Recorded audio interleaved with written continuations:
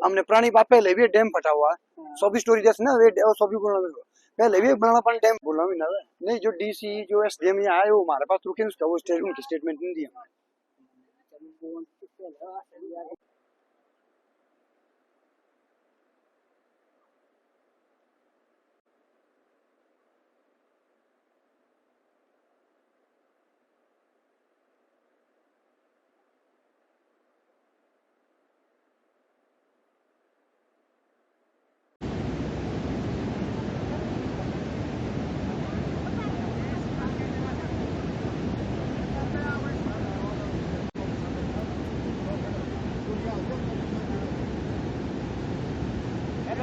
Tapi आप कौन सा आपकी समझ नहीं नाम दिया नहीं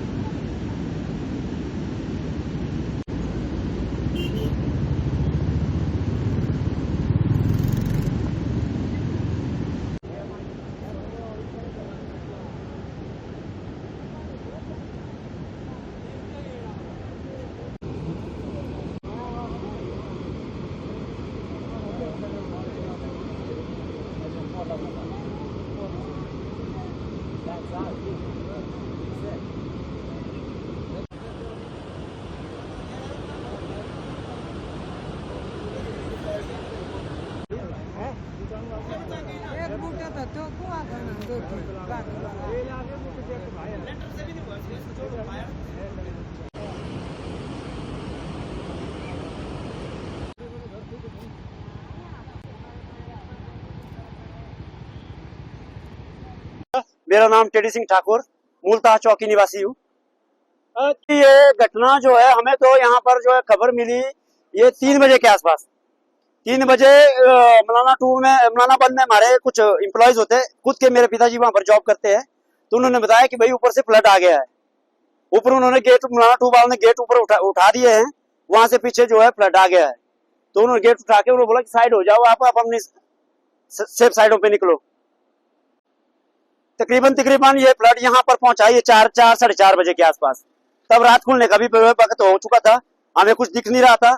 जब हम इधर सामने एक ठेगरू जगह बोलते हैं, वहां पर जब सब इकट्ठा हुए तो लगभग 5:31 पर अनिल नेगी जी का मकान जो 4 मंजिला बिल्डिंग थी वो ढह गई। लकड़ी का मकान था और वो ढह गया। उसके तुरंत बाद हमें ऊपर से दोबारा फोन आया कि मलाना 2 का डैम जो है टूट चुका है, 1 का डैम फट चुका है। उसके 3-4 ब्लॉकों से पानी नीचे से रिसाव करके जो है निकल गया और 10 मिनट के अंदर देखते देखते जो है हमारा ये जो नीचे वाला है ये सारा बह गया और आगे तक सारा नुकसान हो गया। इसमें हमारे सेब के बगीचे जबकि 15 दिन के बाद हार्वेस्टिंग शुरू होनी थी वो भी चले गए, नीचे सबकी प्रॉपर्टी चल गई। जो आपको यहाँ दिख रहा है सामने सारी चीज देवते के 3 मंदिर चले गए और अभी भी हमारे जो पीछे खतरा बना हुआ है, जितना भी है पीछे जमीन हमारी बची हुई है। और इसके सरासर दोषी मलाना 2 कंपनी है, मलाना 1 है, क्योंकि मलाना 2 कंपनी ने जो है रिजर्वायर लेवल जब उनको लगा था कि पीछे से पानी आ रहा है वो उतना उसको जितना पानी पीछे से आ रहा था उतना आगे छोड़ सकते थे, लेकिन उन्होंने वो करने के बजाय उन्होंने अपने दोनों गेट ऊपर उठा लिया और पानी जो है ये जो 4-5 नदियों के बराबर जो है पानी यहाँ आया।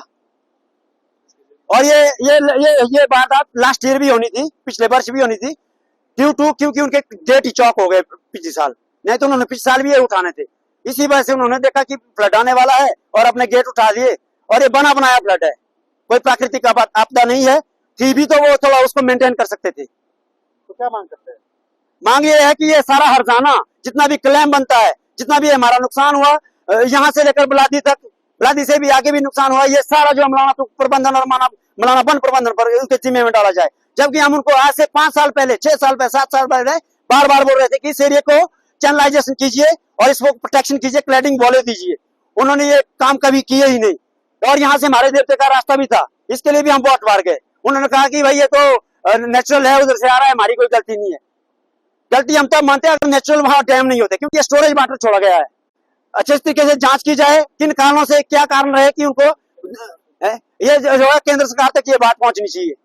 प्रधानमंत्री जी और राष्ट्रपति जी और राज्यपाल जी से और हमारे यहाँ के हिमाचल के स्वास्थ्य मंत्री जेपी नड्डा जी से ये हाथ जोड़कर विनती करते हैं कि इससे इसकी तहकीकात और जांच, सीबीआई जांच तक की जाए कि ये किन कारणों से, क्या कारण रहे कि इनको इतना हमारा इतना नुकसान करना पड़ा, और इसकी अच्छे से जांच हो और इसका हमारा जो उचित इसका मुआवजा दिया जाए और इसकी कंपनी वालों पर उचित कार्रवाई की जाए। और मैं एक बात कहना चाहता हूँ कि कंपनी वाले आज और कल हम इनको इसलिए बख्श रहे हैं कि ताकि ये रेस्क्यू करे अपने आदमियों को, जो भी फंसे हुए उनको रेस्क्यू करे, और उसके बाद हम रोड पर बैठेंगे और हम कोई भी गाड़ी या व्हीकल इनका ऊपर जाने नहीं देंगे और ना ही ये प्रोजेक्ट का काम लगने देंगे जब तक हमारे बारे में ये सोचेंगे नहीं। तो आपका? सर मेरा नाम लीलाधर ठाकुर है, गांव चौकी। जो बीती रात को जो हादसा हुआ यहाँ पर, जो डैम पानी का जो हुआ, जो मलाना 2 जो डैम है, उन्होंने अचानक साइरन लगाया हुआ है। अगर पानी पीछे से बढ़ता है तो 7 किलोमीटर एडवांस में उनको पता चलता है कि पीछे से पानी बढ़ रहा है। और उन लोगों ने क्या किया, जो डैम में जो स्टॉक पानी था उसका गेट एकदम से सारे खोल दिए, और गेट खोलने से क्या हो, पानी पूरा स्पीड से आया और खुद उस जगह को छोड़ के वो चले गए। और उसके बाद उन्होंने कॉल की दूसरी जगह, उन्होंने फॉर्मेशन दी निचले वाले को कि भाई आप लोग चले जाओ, उन्होंने डैम का पानी छोड़ दिया है। और उसकी वजह से पानी ज्यादा होने के कारण से नीचे जो मलाना 1 का जो डैम था वो उस डैम में चला गया और डैम टूट गया। टूटने के बाद क्या हुआ, पानी की फ्लो एक्स्ट्रा हो गया और उसने सारा नुकसान कर दिया। चौकी गांव की जितनी जमीन थी हमारी और बलादी गांव के घर घूर और गांव में हमारे औरों के मकान भी थे, सारा बह गया और जंगल का भी बहुत नुकसान हो गया और खेतों का नुकसान। और मलाना वन कंपनी को हमने पहले लेवल जो हमारा मंदिर और जो रोपा जो जमीन बह गई, हमने कंपनी को लेटर भी दिए थे और कंपनी से हमने बात भी की। हमने इनको कहा कि भाई हमारा यहाँ पर आपके जो पानी जो आता जाता ज्यादा कम होता है, इससे क्रेट वायर लगाया जाए, जो कंक्रीट किए जाए, ताकि पानी जो है सीधा चले जाए। और ये लोगों का कहना ये है कि हमारे पास इस चीज के लिए कोई बजट नहीं है। और हम बोलते हैं जो हमारा जो 2% जो भी है सरकार के हिसाब से, उस पैसे को और लगा दो आप। और ये बोलते हैं हो जाएगा बोलते हैं, काम कोई भी करते नहीं है। इसकी जांच की जाए इन लोगों की। और जो 2% पैसा आता है कहाँ लगता है, जो हमारा जो आता है बनता है जो हमारा। जमीन लगभग 40 से 50 बीघा लगभग नुकसान हो गया, और मकान 8-10 मकान और 3 मंदिर और एक स्कूल जो कि इस पानी में बह गए। ये 3:30-4 बजे के बाद आया ज्यादा पानी, उसके बाद ये बढ़ाए, फिर उसके बाद ये उन लोगों को पता चला, तब लोग इकट्ठा हो गए, यहाँ सारी जमीन बह गई, डैम फट गए ऊपर, उसके वजह से हमारा टोटली नुकसान हो गया।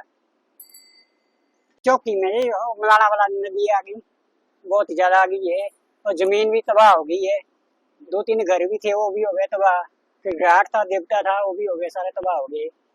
हाँ जी, देवता के मंदिर भी चले गए, इसमें जमीन भी चले गई, लोगों के पेड़ पौधे भी चले गए।